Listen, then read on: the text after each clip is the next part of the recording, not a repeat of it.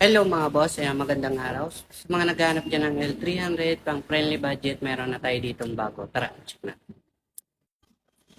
Okay guys, para sa mga naghahanap dyan ng L300, 2016 model lang po ito, pang friendly budget, okay? So, ayan. So, good condition naman to, wala naman tong history ng bangga or baha. Be honest review mga bossing. Ayan, makinis na yung body. And, kinagandaan dito mga boss, wala siyang history ng bangga or baha. Yan, sa mga hindi dyan masilan, may na-retouch lang kami pero ayan, di na siya halata mga bossing. Pero be honest lang, wala naman siyang bangga mga boss. Makinis talaga yung body. Wala kayong problema sa body. Kung mga pang beer business nyo, okay to mga bossing. Ayan. Sa body wala tayong problema. Makinis na siya. So dito naman tayo sa may gulong mga boss. And ganyan yung ano niya, wala naman siyang fresh naman siya. Dito sa gulong mga boss, makapal pa naman, mga nasa 85%.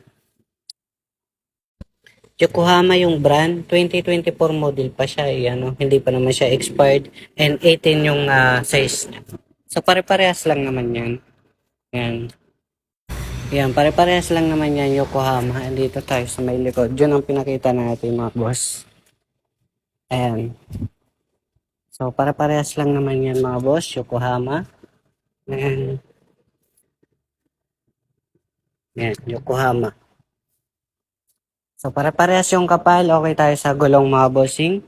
Dito naman tayo sa interior mga boss.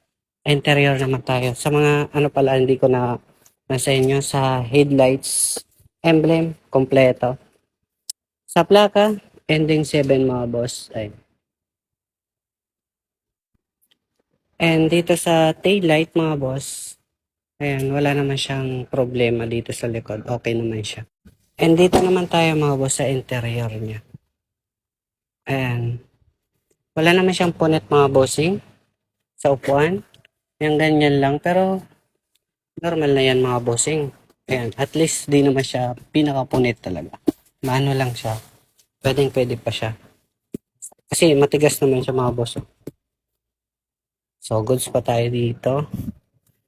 And yan, sa mga ceiling and kung anong masilip nyo dyan.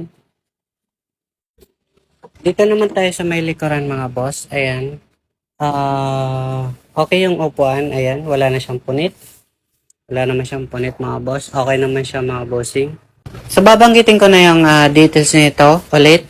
Na 2016 model na Mitsubishi L300. Dual aircon siya. Exceed siya. Yung mahaba.